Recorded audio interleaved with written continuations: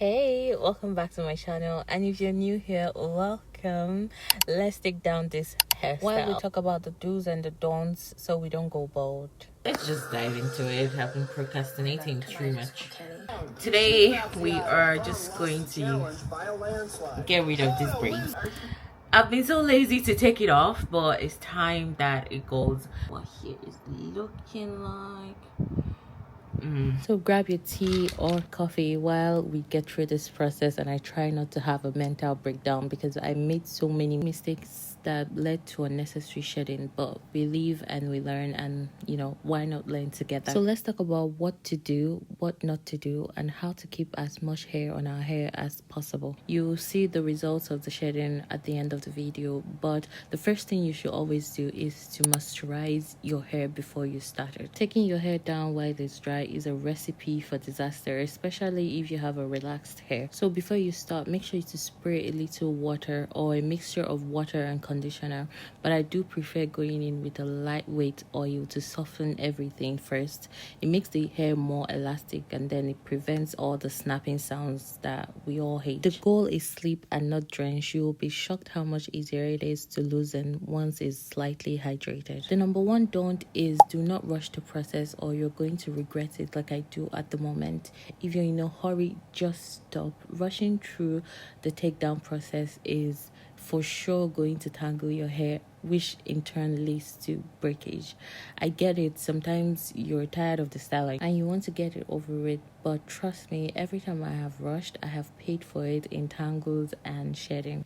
The next is walking in sections. I can't stress this enough. Section your hair.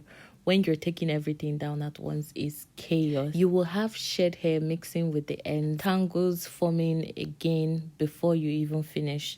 I usually start from the back and then clip the rest away, and this goes for all hairstyles. Not only does it make the whole process well organized, but it gives you a sense of progress, like, okay, this section is done and that part is detangled. And plus, when you walk in section, you can easily oil your scalp and apply products as you go. It's one of those small habits that it makes a big difference in keeping your hair healthy during the takedown process. Another thing you want to avoid is using the wrong tool. And talking about tools, please put down the rat tail comb. As you can see in this video, I was using one, and I used to think that I needed it, or I needed something sharp to get through the build-up at my root, but all it did was slice through my strands. Using your finger first, and if needed, you can grab a wide tooth comb or a detangling brush, something very gentle, as your hair does not need to be tugged, it just needs to be persuaded.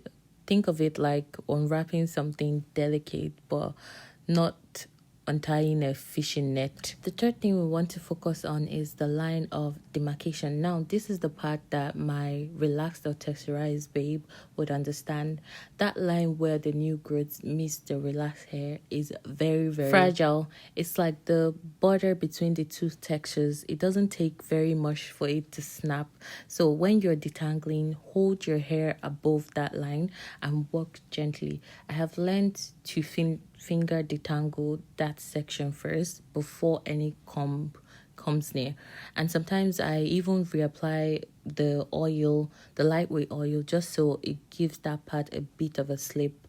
You don't want to rush that area because it's literally where your length retention lives or dies. That being said, when you take your hair down, don't ignore the build-up at the root. Sometimes we try to just brush it through, but the build-up is like glue. If you force it, it tangles and you end up cutting your healthy hair instead of removing the product.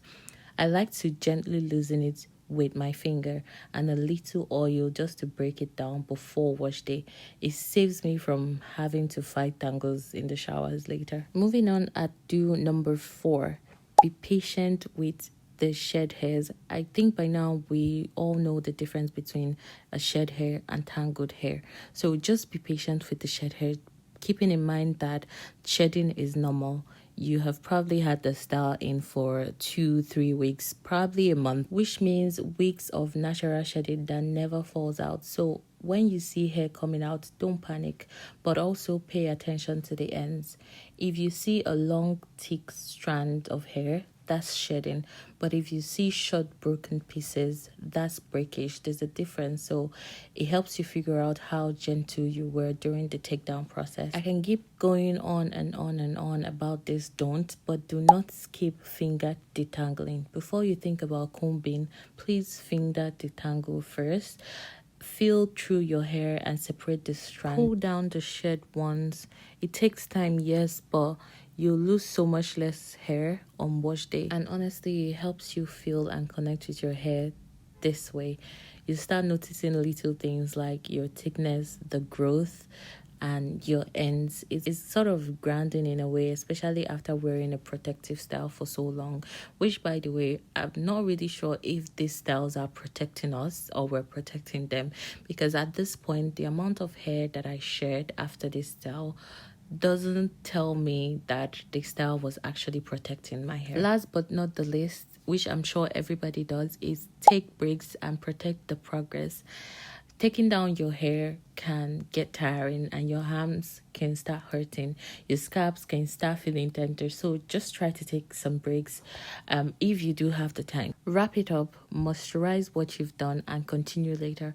I used to think if I didn't finish in one go, it would somehow mess up the progress. But honestly, taking your time helps you avoid frustration and breakage. Trust me. I miss the days where you can just walk into a salon and get your hair taken down and pay for it. But now it becomes so annoying that I have to do it myself. I get pretty lazy to do it.